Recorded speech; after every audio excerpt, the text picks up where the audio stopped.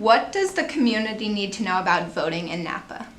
Well, there are three important things. The first thing is that we have about 12,000 eligible citizens who are not yet registered to vote.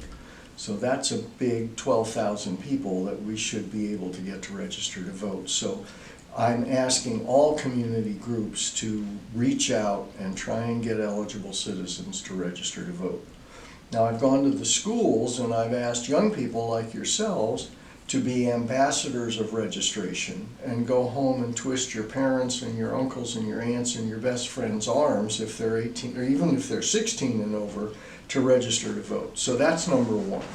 The second issue is that my second job is to make sure that all registered voters actually vote.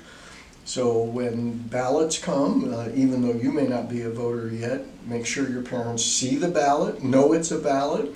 You guys have a breakfast table conversation on who's voting for what and why, and make sure that they get their ballots back in, either by mailing them, dropping them in one of our drop boxes, or coming to a vote center.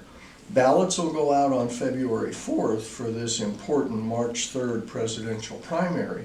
So all of you and your classmates should alert their families that this is an important election to take part in. And then the third part is my job, which is to make sure that all of those ballots that get cast are counted accurately. Nice. And so why is voting important? Why would you say? Well, America started as a democracy, and as you know, at the beginning, only white males who owned property could vote. And as you know, it was only 100 years ago that more than half the population got the right to vote, namely women. And it took the Civil War and a number of other events to make sure that everyone, regardless of their color or an age. When I was registering to vote, I had to be 21, and of course that's now changed in California and across the country to 18. So expanding the franchise is very important.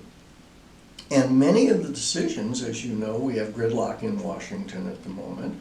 We have very progressive things happening in California, and all of those are influenced by people voting.